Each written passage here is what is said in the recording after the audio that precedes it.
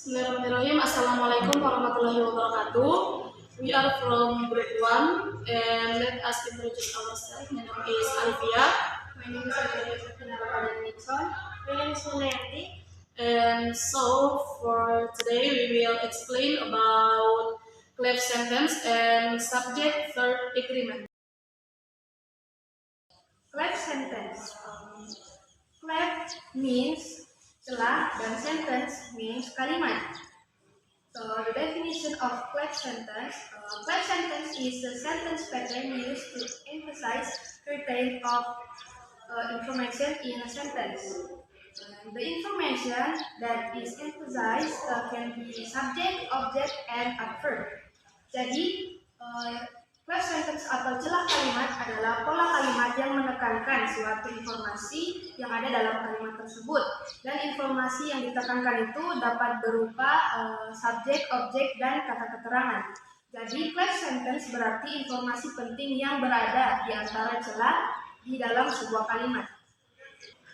There are seven kinds of cleft sentence. For the first one is if-cleft. If-cleft is the clause that follows contains information that is really understood, and if-cleft sentence is followed by a phrase. Jadi if clause berisi informasi yang sudah diketahui, namun harus ada penekanan agar lebih jelas dan diikuti oleh frasa kata kerja. Contoh dari if-cleft yang pertama adalah James car got stolen last night, yang berarti mobil James dicuri tadi malam. Lalu karena mengalami if-cleft atau penekanan di antara kalimatnya, maka ada penambahan it was dan juga that, sehingga artinya menjadi mobil James lah yang dicuri tadi malam. Jadi itu bisa berarti ulang dalam bahasa Indonesia untuk penekanannya, dan di sini that bisa berarti ya. Lalu untuk contoh yang kedua, di sini ada my father sent me back to Canada, yang berarti ayah saya mengirim saya kembali ke Kanada. Lalu karena adanya if-cleft atau penekanan, tambahkan juga it was dan who atau that. Kenapa ada who? Karena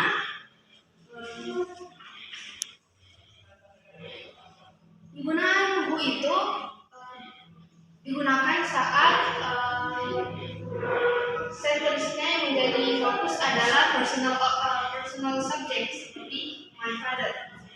Sehingga karena adanya penambahan itu, maka yang tadinya ayah saya mengirim saya kembali ke Kanada menjadi ayah saya lah yang mengirim saya kembali ke Kanada. Dan untuk contoh yang ketiga, ini adalah kalimat tanya.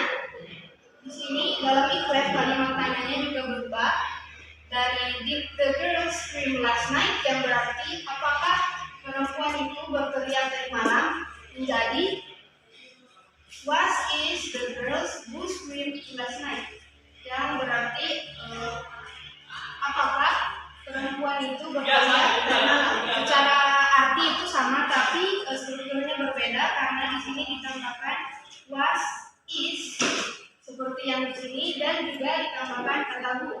Kenapa who bukan that? Karena subjeknya juga berupa personal subject seperti my father yang tadi. WH-cleft are most often introduced by what, but we can also use why, where, and how. The information in the clause is typically old or understood information, while the information following clause is new and focused. For example, here, what I want is some peace and quiet. Some peace and quiet ini adalah new information and the focus dari kalimat ini. Makanya dia menggunakan what untuk to emphasize some peace and quiet ini. Next. Because WH-cleft sentence is a type of WH-cleft in which the nominal relative clause comes at the end of the sentence. For example, here some peace and quiet is what I want. tulisan di atas ini. Jadi the new information on the purpose comes at the beginning atau muncul pada awal kalimat. Dan sedangkan flag-nya itu berada di akhir kalimat di sini. Right. Next, all flag is a flag show emphasis and mean the only thing. For example, all Jimmy wants for Christmas is a brand new bicycle. A brand new bicycle is the new information or the focus in this sentence. All ini digunakan untuk menekankan atau to emphasize the only thing Jimmy wants for Christmas is a brand new bicycle. Okay, the next is inferential clause. An inferential clause sentence is a type of a clause sentence that clarification what others may wrongly assume.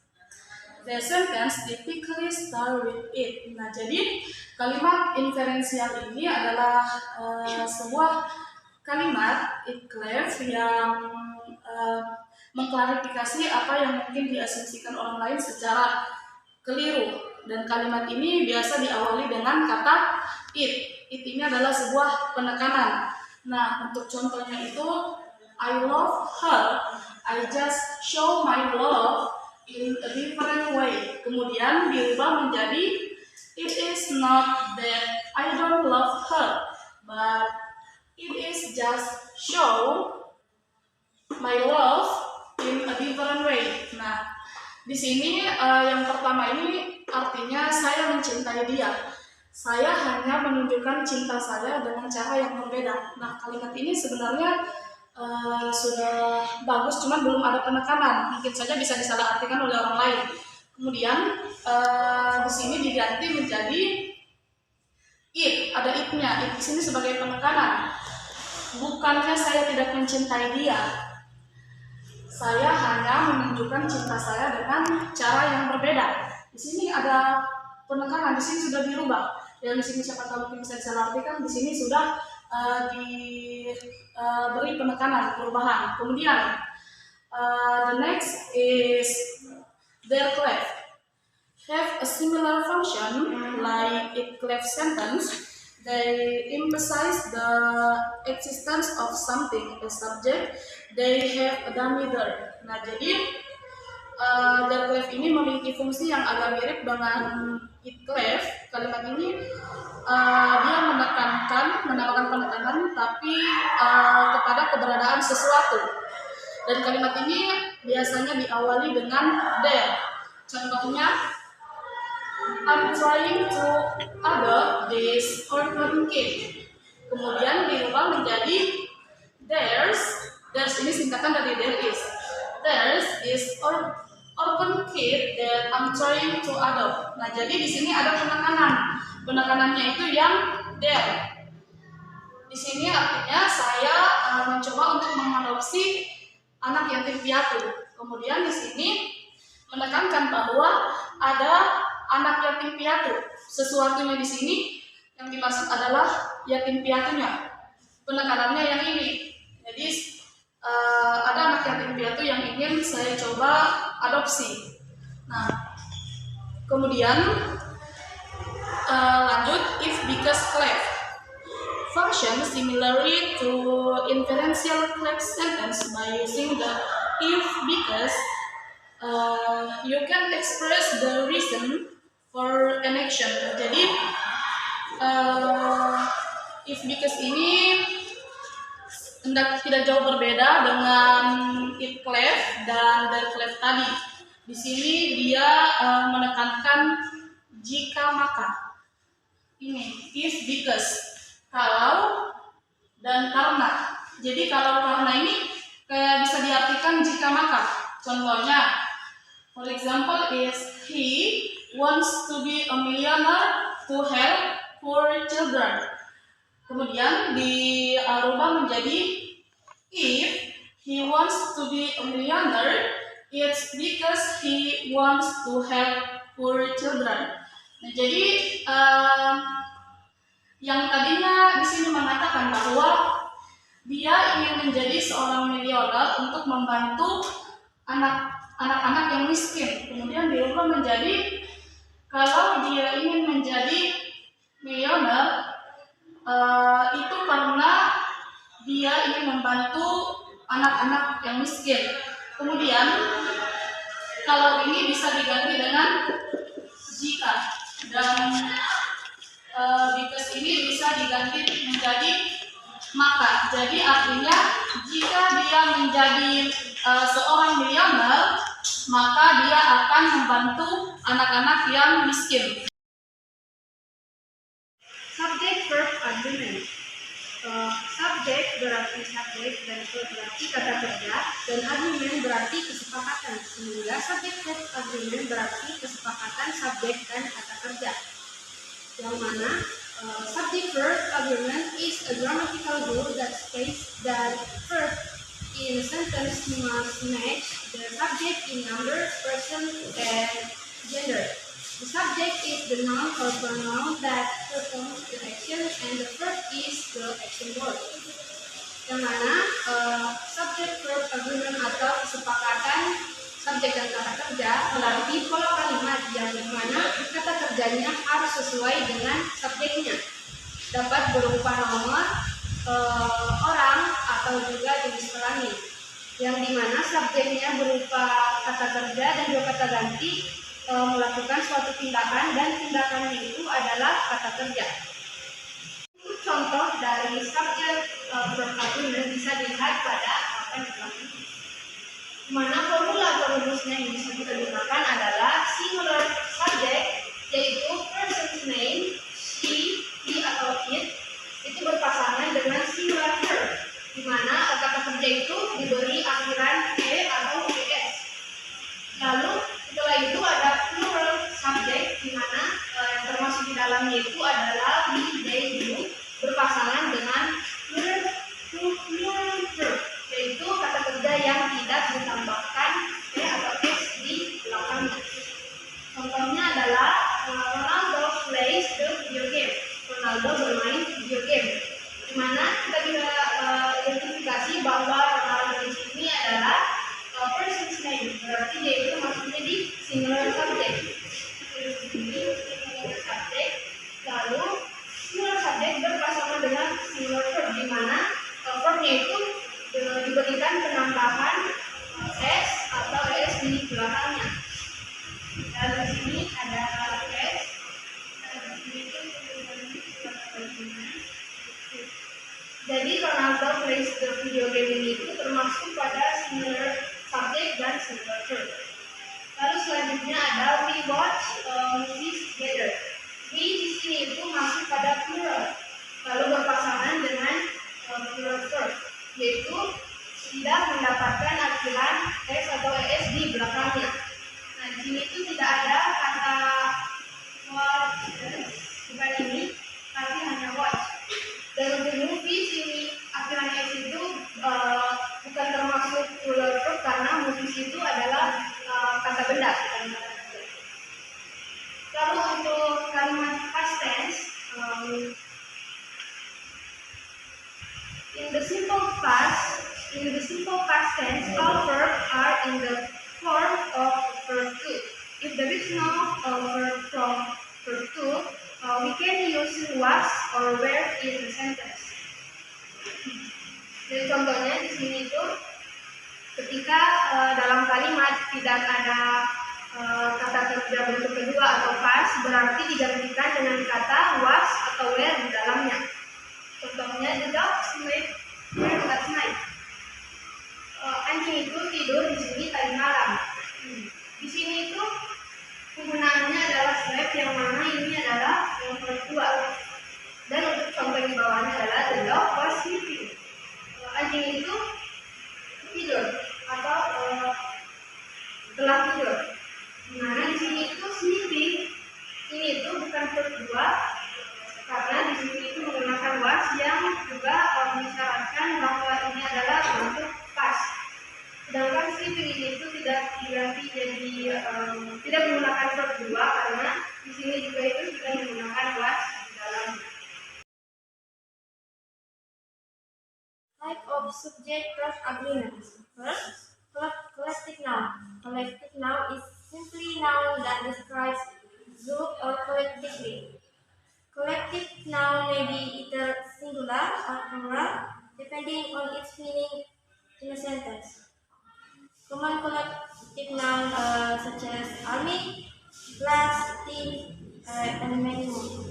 Collective noun is singular when it refers to the group as a unit, and it's plural when it refers to individual members on a part of the group. For example, the class is going on holiday. This is singular, and sampingnya, the class are going on holiday. Everyone plural. Di sini menggunakan ini karena the class sebagai unit akan melakukan holiday secara bersama atau sama-sama. Sedangkan di sini menggunakan are karena the class member atau anggota kelasnya ini melakukan holiday bersama masing-masing atau secara individual.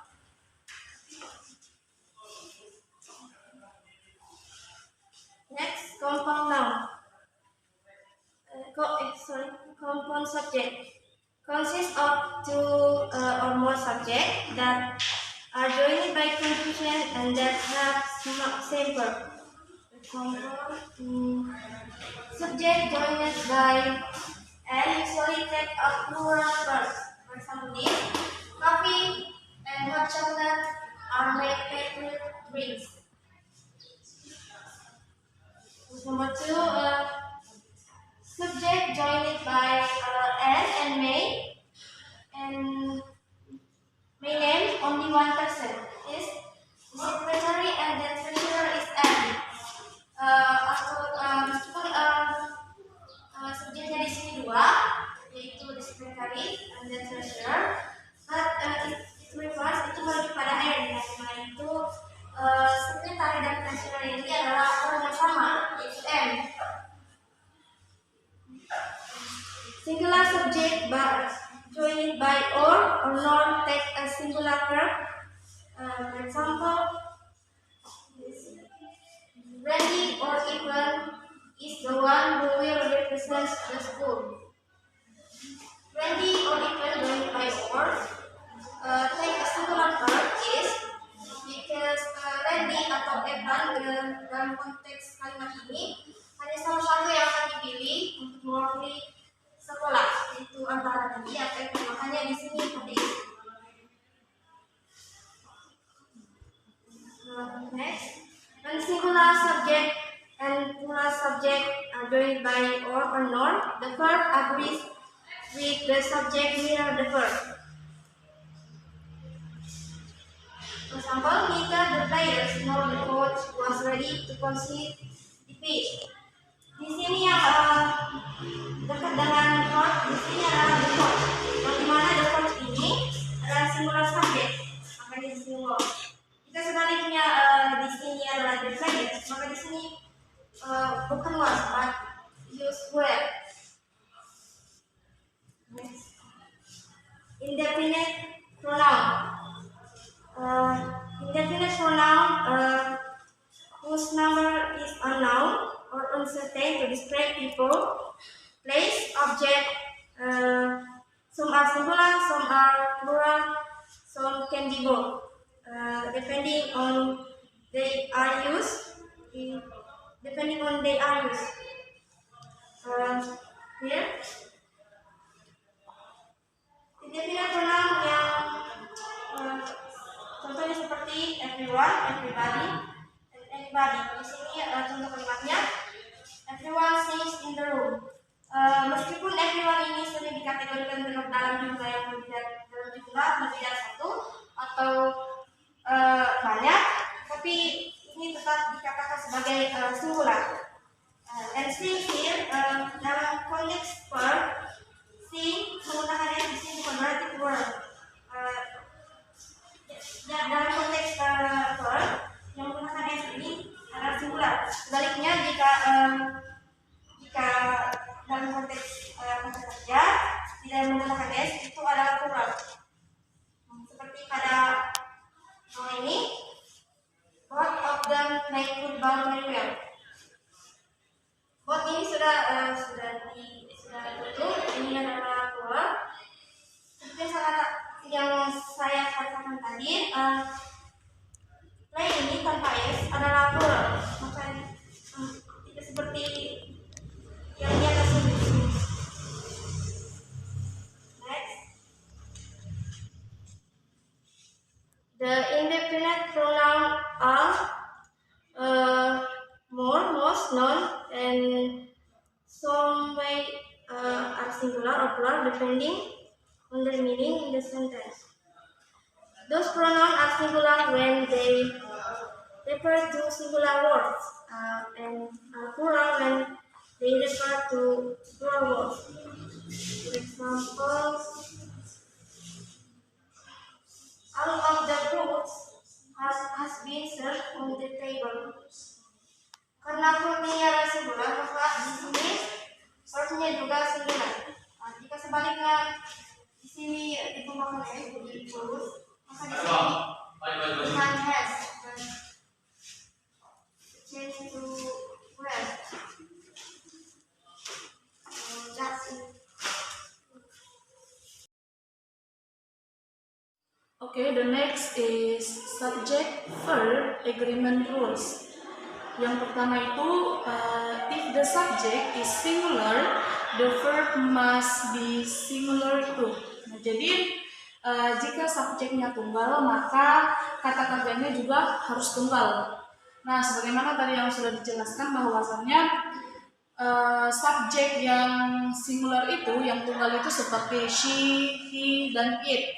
Nah, kemudian kata kerja yang tunggal juga itu seperti ada yang namanya penambahan S atau ES. Sebagaimana contoh yang di atas, contohnya itu she writes every day. Nah, jadi karena mereka berpasangan sama-sama tunggal, maka she ini subjek tunggal berpasangan dengan kata kerja tunggal writes, yang dimana ditambahkan S atau ES. Kemudian the second is if the subject is plural, the verb must also be plural. Nah, jadi jika subjeknya jamak, maka kata kerjanya juga harus jamak. Nah, tadi dijelaskan juga kalau yang jamak itu, yang subjek jamak itu seperti they, you, dan we. Kemudian kata-kata kerja yang jamak itu dia tidak mengalami penambahan S atau ES. Contohnya itu seperti they write every day. Kalau di atas tadi menambahkan ES karena dia tunggal, maka di bawah itu tidak ada penambahan sama sekali karena dia jamak. Kemudian dilihat dari sininya juga, they itu jamak karena banyak. Kemudian yang ketiga itu, the third is when the subject of the sentence is composed of two or more nouns or pronouns connected by an use of plural verb. Nah, jadi jika subjek kalimat terdiri dari dua atau lebih kata benda atau kata ganti yang dihubungkan oleh dan, maka digunakan kata kerja jamak. Nah, jadi kalau misalkan subjeknya itu banyak, lebih dari satu, contohnya ini, the doctoral student and the committee members write every day. Nah, jadi kenapa di sini dia tidak menggunakan S atau ES karena dia jamak. Dilihat dari jamaknya itu karena ada yang namanya doctoral student and the committee. Kalau digabungkan ini berarti jamak, bukan cuma satu. Kecuali dihapus ininya baru berarti tunggal. That's all from us. Thank you so much. Assalamualaikum warahmatullahi wabarakatuh.